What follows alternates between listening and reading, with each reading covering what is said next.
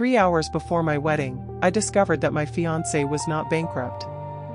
His family had invented the entire disaster to test whether I was a gold digger. Unfortunately for them, they were about to learn that I was not marrying Daniel for money, and now I was not marrying him at all. My name is Megan Carter. I am 29 and work as a registered nurse in Denver, Colorado. My job includes 12-hour shifts, uncomfortable shoes, and patients pressing the call button because the television remote is 2 inches beyond their reach.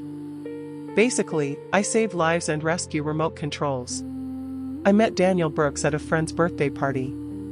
He was 32, handsome, polite, and holding a plate of nachos like it contained the secrets of the universe. He made me laugh within 5 minutes and dropped salsa on his shirt within 6. Romance had entered the building wearing a red stain. Daniel's family owned several successful car dealerships, but I did not know that at first. He drove an old Honda, wore the same 3 shirts, and cooked pasta so badly that Italy probably had a lawyer preparing a lawsuit. Nothing about him screamed wealth. His smoke alarm occasionally screamed dinner. Daniel was different from the wealthy men I had imagined. He never showed off, treated restaurant workers respectfully, and listened when I complained about work. When I came home exhausted, he brought tacos and let me describe hospital drama involving people he had never met. That is basically medical romance. After 2 happy years, Daniel took me to the coffee shop where we had shared our first date. He got down on one knee, opened a ring box, and accidentally knocked over a chair. For 3 terrifying seconds, an elderly woman nearby thought he was proposing to her. She looked ready to accept. I said yes before the elderly woman could. Everyone applauded, Daniel kissed me, and the barista gave us free muffins. It felt perfect. I believed I was joining a loving family, not entering a secret reality show called Who Wants to Humiliate the Future Daughter-in-Law? For 6 months, we planned a beautiful outdoor wedding near Denver. We booked a mountain venue, hired a photographer, and ordered enough flowers to cause a regional bee conference. Daniel's mother, Patricia, controlled every detail while smiling sweetly. Her smile said welcome. Her clipboard said surrender. 3 months before the wedding, Daniel came home looking like a man who had watched his phone fall into a public toilet. He loosened his tie, sat across from me, and said, "We need to talk." Those 4 words have never introduced free pizza or anything remotely enjoyable. Daniel said his family's company was collapsing. A major investor had left, the business owed the banks millions, and the dealerships might close. His father expected them to lose everything. Daniel had also been fired, and most of his personal savings had supposedly disappeared. "I may have to sell the condo," Daniel whispered. Then he asked the question that revealed what he supposedly feared most, "Do you still want to marry me?" He looked so ashamed that I immediately held his hand. My heart saw a frightened partner. His family saw a laboratory rat approaching the cheese. "Daniel, I agreed to marry you," I told him. "I did not agree to marry your family's luxury SUVs. I promised we would rebuild together, even if that meant living in a tiny apartment and eating cheap noodles." Daniel cried. I thought the tears meant gratitude. Apparently, guilt also has excellent special effects. The first test arrived 4 days later. Daniel called and said a finance company had repossessed his car. I found him standing beside an empty parking space, looking devastated. I hugged him, drove him home, and did not notice his sister Chloe photographing us from a coffee shop across the street. From then on, I drove Daniel everywhere. I took him to fake job interviews before my hospital shifts and picked him up afterward. He always carried an empty folder to look professional. I believed he was searching for employment. In reality, he was performing unemployment with the dedication of a Broadway actor. The second test happened at a grocery store. Daniel's credit card was declined while 6 people waited behind us. He stared at the machine like it had insulted his ancestors.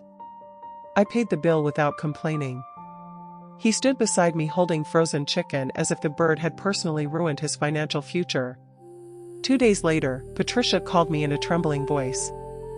She claimed a pipe had burst in her house and urgently needed $1,800 for repairs. She was supposedly too embarrassed to ask anyone else. I transferred the money from my wedding savings before she could finish describing the imaginary flood. Patricia thanked me and added, "You're certainly committed." Her tone sounded less grateful than scientific. I imagined her wearing a white laboratory coat and writing, "Subject willingly sends cash." Possible symptoms include kindness and poor judgment. Still, I ignored the strange feeling in my stomach. Our mountain venue was too expensive without Daniel's income, so I canceled it. My best friend Rachel offered her backyard instead. I reduced the guest list, ordered simpler flowers, and volunteered to make decorations. My dream wedding became a craft project powered by coffee, glue, and emotional denial. Daniel repeatedly asked whether I was disappointed. I admitted that losing the mountain venue hurt, especially because I had wanted a chocolate fountain. "But I want a husband more than strawberries wearing chocolate pants," I said. He hugged me tightly while apparently earning another excellent score for my performance. I picked up extra hospital shifts to cover our expenses. Some weeks, I barely saw daylight. Daniel said he felt terrible watching me work so hard. Then he accepted the lunches I packed for his imaginary interviews. Nothing supports a fictional career like a real turkey sandwich. Then Chloe invited me to lunch. She spent an hour describing how awful Daniel's future might be. He could remain unemployed, lose his home, and never become wealthy again. Chloe spoke about poverty as if her family had once survived an entire weekend without imported sparkling water. "What if Daniel never becomes rich again?" Chloe asked carefully. "Then he'll have to develop a personality," I replied. She did not laugh. Instead, she typed something into her phone. I assumed she was texting a friend. In reality, the human calculator was entering my latest score. Rachel noticed the interrogation and later asked whether Chloe always behaved like an airport security officer. I defended Daniel's family, saying they were stressed about the business. Rachel raised one eyebrow so high that it nearly applied for its own passport. "Something is weird," she warned.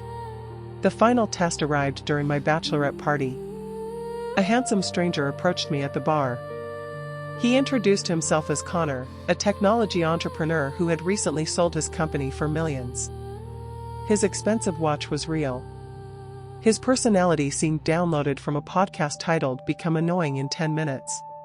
Within 10 minutes, Connor offered to buy me champagne, fly me to Miami, and show me the lifestyle I deserved. I displayed my engagement ring. "The lifestyle I deserve includes 8 hours of sleep and affordable dental insurance," I said. "Can your private jet provide either one?" Connor suddenly lost interest and disappeared.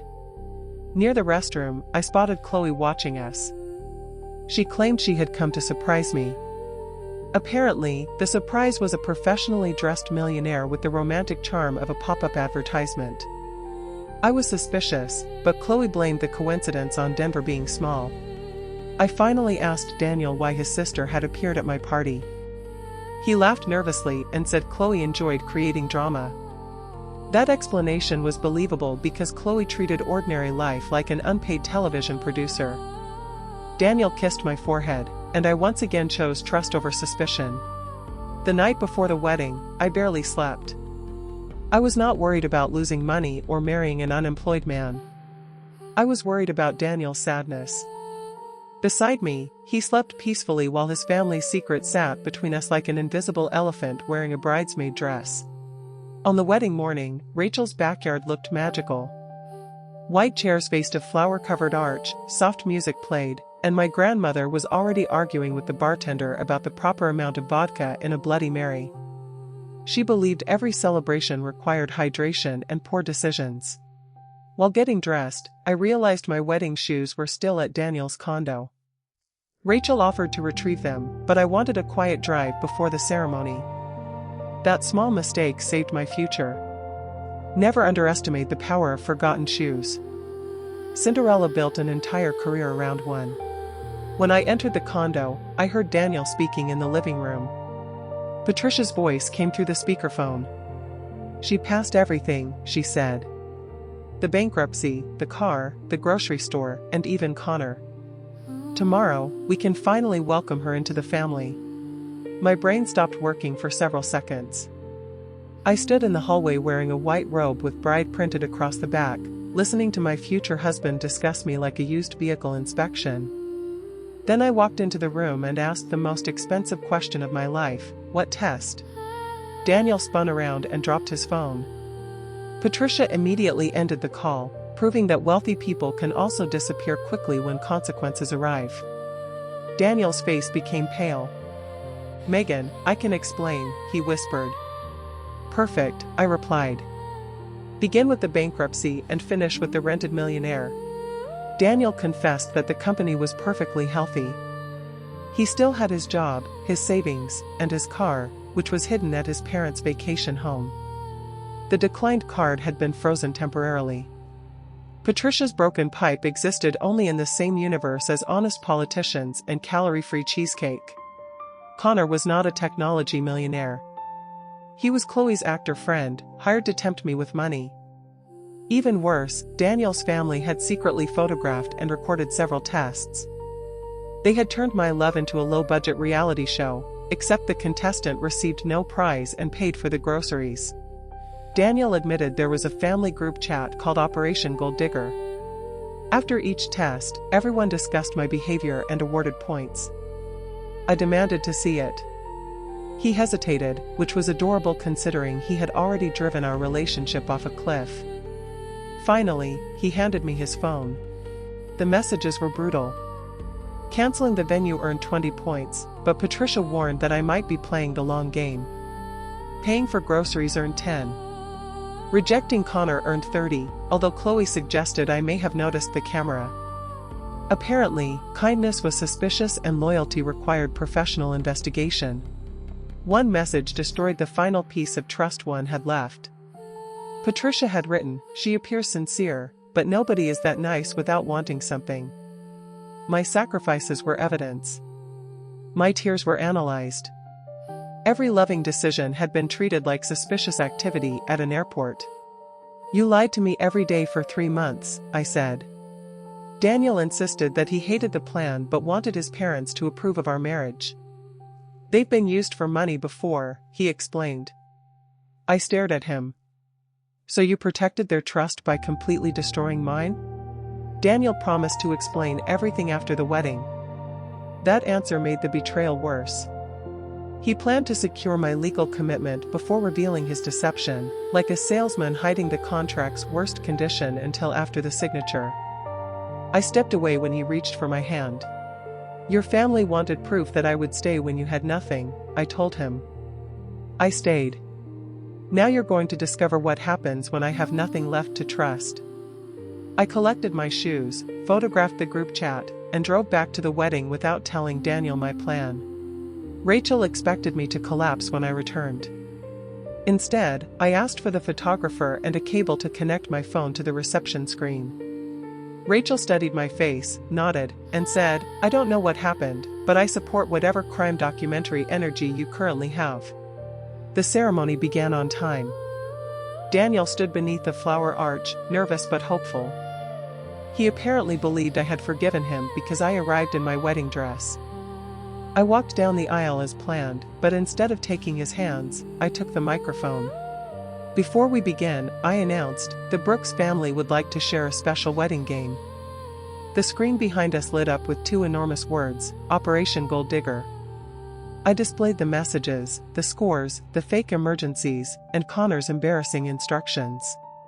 The backyard became silent. Even my grandmother stopped drinking, which was how everyone knew the situation was serious. Daniel whispered, "Please don't do this." Patricia stood up and claimed the test had been necessary.